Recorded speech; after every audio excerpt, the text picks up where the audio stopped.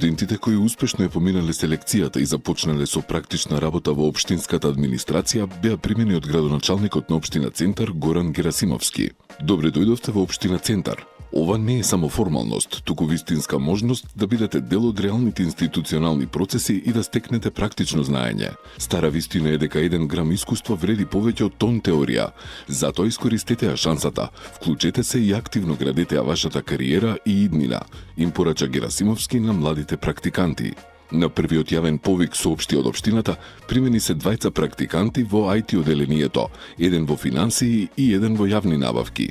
Практикантите ќе бидат ангажирани по 4 часа дневно во период од 6 месеци, со месечен надомест од 15.000 денари.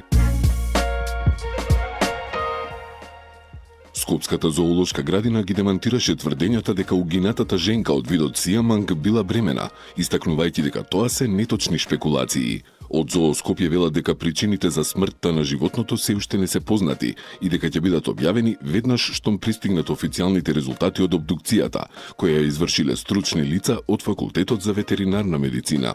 Од установата нагласуваат дека сите животни во зоолошката градина добиваат навремен ветеринарен третман веднаш штом се појават први симптоми или знаци на болест, а нивната здравствена состојба се следи континуирано од страна на вработените. Да подсетиме, вчера членот на Советот на град Скопје Стефан Кирков на социјалните мрежи објави дека во Скопската зоолошка градина починала млада женка мајмун од видот сијаманг, при што тврди дека станува збор за бремено животно од редок и од заштитен вид. Според него случајот бил прикриван, а животното наводно било носено во приватни ветеринарни ординации.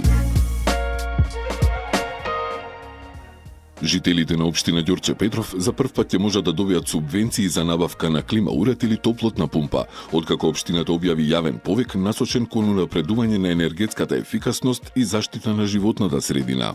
Од општината појаснија дека станува збор за мерка која има за цел да поттикне премин од традиционалните и штетни начини на затоплување кон поеколошки и поекономични решенија.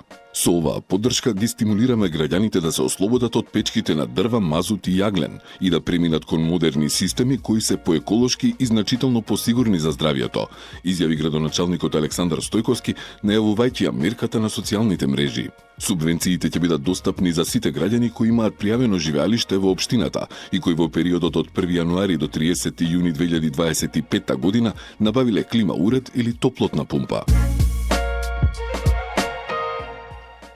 Во населбата Серава во финална фаза се инфраструктурните зафати на улицата Лек Дугаѓини. Целосно е асфалтирана површина од 2400 квадратни метри, а паралелно е завршена и изградбата на водоводната и канализационата мрежа, со што е обезбеден целосно функционален систем за локалното население, соопшти градоначалникот на Чаир Висар Ганију. Тој кажа дека оваа инвестиција е дел од нивната стратегија за унапредување на животниот стандард во сите делови од општината.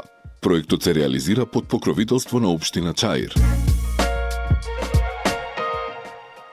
Изградба на нов плочест мост и сервисна улица 500 во населеното место Марино почна да се изведува во општина Илинден. Проектот според општината предвидува изградба на мост со коловост широк 6 метри и тротоари од по 1,5 метар од двете страни, со што ќе се обезбеди безбедно и непречено движење на пешаците и возилата.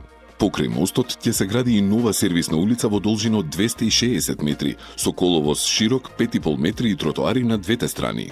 Дополнително објаснија од Илинден, проектот опфаќа и изградба на систем за собирање и одведување на фекални отпадни води, односно поставување фекална канализација за објектите што гравитираат кон оваа улица, што представува значаен придонес кон подобрување на инфраструктурата и условите за живот во овој дел од општината.